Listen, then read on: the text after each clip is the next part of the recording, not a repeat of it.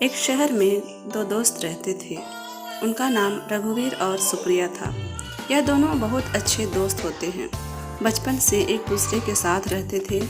रघुवीर बहुत आलसी होता है। रघुवीर कभी अपना काम टाइम पर नहीं करता। सारे काम सुप्रिया से करवाता था। सुप्रिया कर भी देती थी। रघुवीर को गाने सुनना और गेम खेलना बहुत पसंद था और सुप्रिया पढ़ाई में बहुत होशियार होती है। सुप्रिया को पढ़ाई करना और रघुवीर से बातें करना पसंद था।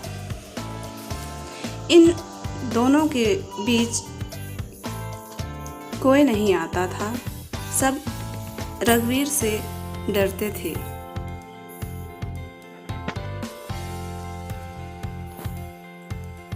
ऐसे ही समय बीतता है और दोनों बड़े हो जाते हैं।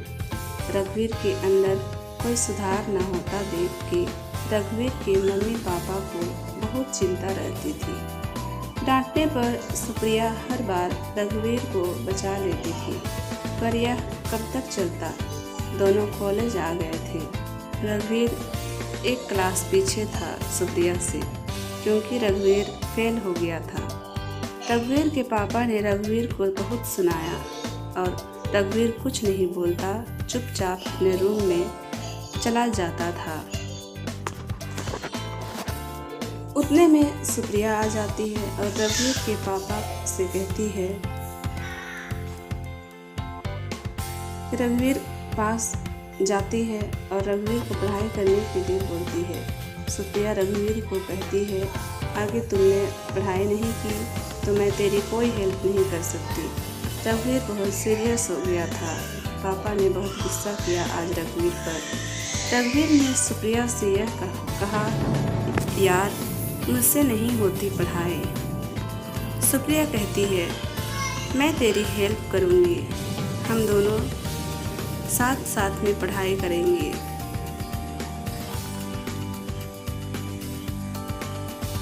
तो रघुवीर मान जाता है और हर रोज़ दोनों पढ़ाई करते। सुप्रिया रघुवीर को पढ़ाई में पूरी मदद करती।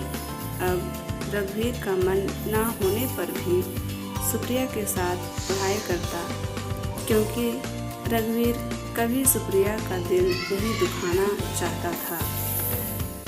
सुप्रिया रघुवीर को बहुत पसंद करती है बचपन से ही, पर कभी कहती नहीं, और रघुवीर भी सुप्रिया को बहुत पसंद करता है। बचपन से दोनों एक दूसरे को पसंद करते हैं, पर कभी एक दूसरे से नहीं कहते। दोनों डरते हैं कहीं हमारी दोस्ती ख़त्म ना हो जाए और एक दूसरे से दूर ना हो जाए। पर रघुवीर की मम्मी कभी कभी सुप्रिया को कहती रहती है, बेटा तू ही रघुवीर का ख्याल रख सकती है, तू मेरे रघुवीर से शादी कर ले, इस पागल को तेरे अलावा कोई नहीं समझा सकता है। रघुवीर तेरे अलावा किसी और की नहीं सुनता। रघुवीर की मम्मी सुप्रिया को पसंद करती है। सुप्रिया को शर्म आ जाती है। रघुवीर की मम्मी कहती है, हर रोज़ रघुवीर के पापा रघुवीर पर गुस्सा करते हैं।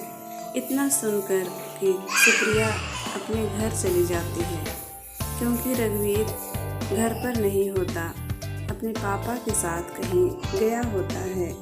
किसी काम से एक दिन कॉलेज की तरफ से घूमने ले जाया जा रहा था। सुप्रिया रघुवीर से कहती है, हमें भी घूमने के लिए जाना है। तो रघुवीर कहता है, हाँ क्यों नहीं। सुप्रिया रघुवीर और सुप्रिया दोनों का नाम लिखवा देती है। दोनों अपने घर पर कहते हैं जाने के लिए, पर रघुवीर के पापा नहीं जाने देते हैं रघुवीर को। उसके पापा डांटने लगते हैं, कोई काम अच्छे से करता है क्या जो यह कहीं जाए, पढ़ाई पर ध्यान तो है नहीं। तभी सुप्रिया आ जाती है और रघुवीर के पापा से कहती है, अंकल रघुवीर को मैं पढ़ाती हूँ और रघुवीर पढ़ाई में अच्छे से ध्यान देने लगा है, आप रघुवीर को मेरे साथ जाने दें। अब रघुवीर कभी फेल नहीं होगा, मुझे यकीन है। सुप्रिया की बात सुनने के बाद रघुवीर के पापा राजी हो जाते हैं। सुप्रिया रघुवीर के पास जाती है और कहती है, सुबह जल्दी उठ जाना, ठीक है। फिर दोनों जाने के लिए तैयारी करने लगते हैं। अगले दिन सुबह सब जाने के लिए तैयार थे, पर रघुवीर को लेट करने की बीमारी होती है। तभी सुप्रिया तैयार होकर आ जाती है रघुवीर के घर पर। रघुवीर अभी तक सो रहा होता है। सुप्रिया, रघुवीर कहाँ है? रघुवीर की मम्मी, रघुवीर सो रहा है। सुप्रिया, अभी तक सो रहा है? इतना कहने के बाद सुप्रिया रघुवीर के रूम में चली जाती है और रघुवीर को उठाने लगती है। रघुवीर कहता है, कुछ देर और सोने दे यार।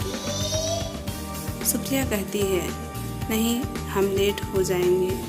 फिर रघुवीर उठ जाता है और जल्दी से तैयार होने लगता है, क्योंकि रघुवीर सुप्रिया का हर बात मानता है और जल्दी कॉलेज की ओर जाते हैं। दोनों कुछ ही टाइम बाद कॉलेज पहुंच जाते हैं। कुछ देर और लेट करते तो सब निकल जाते। सुप्रिया रघुवीर को मारने लगती है, क्योंकि सब बस में बैठ गए थे। सिर्फ रघुवीर और सुप्रिया का ही इंतज़ार कर रहे थे।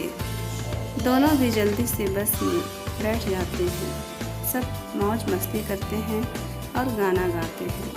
रघुवीर और सुप्रिया को सबसे पीछे की सीट मिलती है। लेट होने की वजह से सुप्रिया रघुवीर पर गुस्सा करती है, आज तेरी वजह से बस छूट जाती ना। तब रघुवीर कहता है, यार सॉरी, और सुप्रिया मान जाती है और बातें करने लगती है। सुप्रिया को नींद आने लगती है और रघुवीर अपने फ़ोन से गाने सुन रहा होता है। सुप्रिया खिड़की के पास से बैठी होती है और खिड़की पर सर रख के सो जाती है। जैसे जैसे बस हिलती है वैसे वैसे बार बार सुप्रिया उठ जाती है। तब रघुवीर देख लेता है और अपने कंधे पर सुप्रिया का सर रख देता है। सुप्रिया रघुवीर के कंधे पर ही सो जाती है। तभी अचानक बस ब्रेक मारती है तो सुप्रिया रघुवीर को कस के पकड़ लेती है और रघुवीर को बहुत अच्छा लगता है।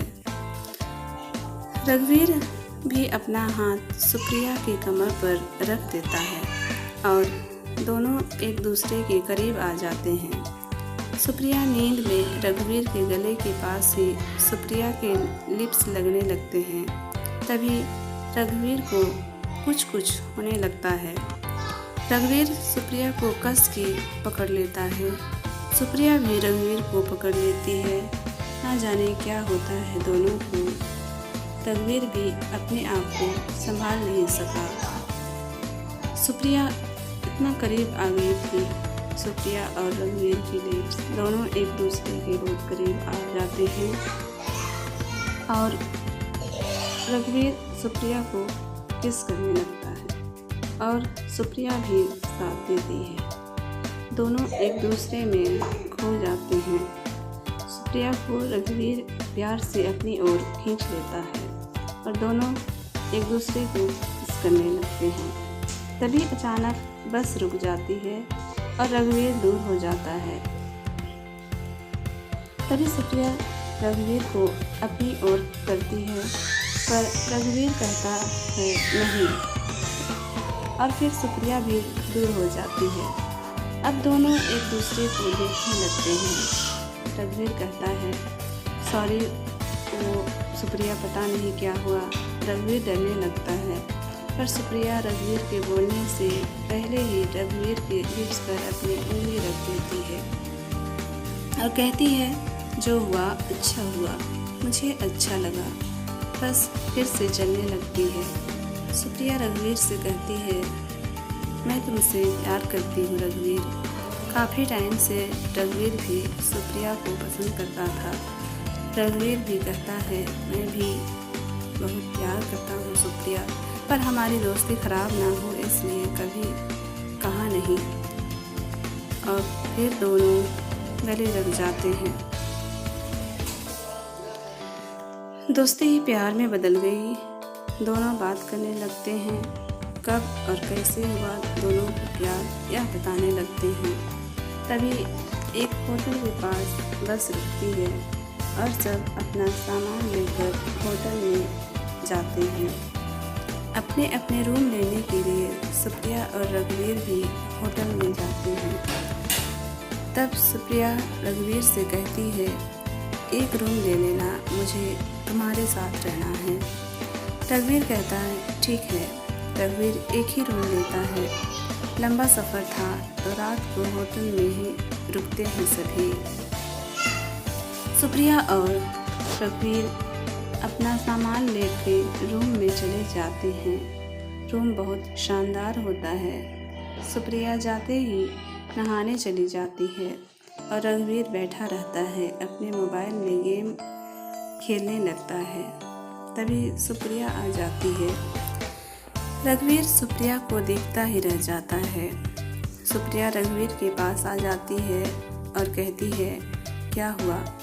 तो रघुवीर कहता है, तुम बहुत सुंदर दिख रही हो। सुप्रिया शर्माते हुए कहती है, मैं तो सुंदर हूँ ही, जाओ नहा लो। और फिर रघुवीर भी नहाने चला जाता है। रघुवीर नहाकर बाहर निकलता है तो वह तौलिया लपेटे हुए ही बाहर आ जाता है। वह भूल जाता है कि कोई और भी उसके साथ है। सुप्रिया रघुवीर को देखने लगती है और रघुवीर के पास आ जाती है और रघुवीर को गले लगा लेती है। रघुवीर भी गले लगा लेता है सुप्रिया को। दोनों एक दूसरे को किस करने लगते हैं। रघुवीर कहता है, सुप्रिया क्या यह सही है? सुप्रिया कहती है, जो भी हो रहा है सब सही हो रहा है रघुवीर। आज तुम मुझे अपना बना लो। बहुत दिनों के बाद मुझे मेरा प्यार मिला है। इतना सुनते ही रघुवीर सुप्रिया को गोदी में उठा लेता है और बेड पर लिटा देता है। दोनों प्यार करने लगते हैं। दोनों सब कुछ भूल जाते हैं एक दूसरे में। रघुवीर सुप्रिया को किस करता है, पैरों से लेकर ऊपर तक। सुप्रिया को ये सब बहुत ही अच्छा लगता है। सुप्रिया रघुवीर को अपने ऊपर खींच लेती है और दोनों किस करने लगते हैं। सब कुछ भूलकर प्यार करने लगते हैं। फिर दोनों सो जाते हैं। सुबह हो जाती है। सुप्रिया उठ के अपने कपड़े पहनने लगती है और फिर रघुवीर को भी उठा लेती है। प्यार की आग दोनों तरफ बराबर लग चुकी थी, पर एक रात साथ बिताने के बाद भी सुबह दोनों काफ़ी समय तक शांत बैठे रहते हैं। तभी सुप्रिया की आवाज़ रघुवीर के कानों में गूंजती है। कहती है, मैं अब तुम्हारे बिना नहीं रह सकती। रघुवीर को लगा जैसे कि वो अभी तक सपना देख रहा था और अचानक उसका सपना सच हो गया। रघुवीर भी कहता है, मैं भी नहीं रह सकता तुम्हारे बिना। दोनों एक साथ रहने का फैसला करते हैं और अपने मम्मी पापा को कहना चाहते हैं शादी की बात करने के लिए। सुप्रिया कहती है, हम आगे नहीं जाएंगे, हम यहीं से ही घर चलते हैं। हम दोनों एक दूसरे के बिना एक पल भी नहीं रह सकते। और दूसरी गाड़ी बुक करके अपने अपने घर चले जाते हैं। घर जाते ही दोनों अपने मम्मी पापा से बात करने लगते हैं। दोनों की फैमिली एक दूसरे को जानती है तो मना नहीं करती। तभी सुप्रिया का कॉल आता है और रघुवीर भी सुप्रिया को कॉल करने वाला था। सुप्रिया, हेलो रघुवीर। हेलो सुप्रिया, मैं तुझे कॉल करने वाला ही था। सुप्रिया, चल झूठे रघुवीर, नहीं सच। सुप्रिया, छोड़ो, मेरे मम्मी पापा ने हम दोनों की शादी के लिए हाँ कर दी है। रघुवीर, मेरे भी मम्मी पापा मान गए हैं और शाम को मैं अपने मम्मी पापा के साथ तुम्हारे घर आ रहा हूँ। सुप्रिया, जल्दी आना, मैं इंतज़ार करूँगी। फिर फ़ोन रख देते हैं दोनों, बहुत खुश होते हैं। सुप्रिया अपने मम्मी पापा को बताती है कि रघुवीर के मम्मी पापा आने वाले हैं शाम को। सुप्रिया तैयारी करने लगती है। टाइम कब बीत जाता है पता ही नहीं चलता। सुप्रिया तैयार होने लगती है। शाम होते ही रघुवीर अपने मम्मी पापा के साथ सुप्रिया के घर पहुंच जाता है। सुप्रिया के घर जाके सबको नमस्ते करते हैं। दोनों परिवार बात करते हैं और खुश होते हैं और एक दूसरे का मुंह मीठा कराते हैं और जल्दी ही दोनों को एक करने की सोचते हैं। पंडित को बुलाकर शादी की तारीख फिक्स करने लगते हैं। सुप्रिया और रघुवीर दोनों बहुत खुश होते हैं। बहुत जल्दी दोनों की शादी हो जाती है और दोनों परिवार बहुत खुश होते हैं। रघुवीर और सुप्रिया दोनों हनीमून चले जाते हैं और कुछ ही महीनों में वीर और रिया की एक प्यारी सी बेबी होती है। दोनों बहुत खुश होते हैं। दोस्तों, आपको कहानी कैसी लगी कमेंट बॉक्स पर कमेंट करके ज़रूर बताना और इसी तरह अच्छी कहानियाँ सुनने के लिए आप सभी से आग्रह है कि मेरे चैनल को ज़रूर से ज़रूर सब्सक्राइब करें। धन्यवाद।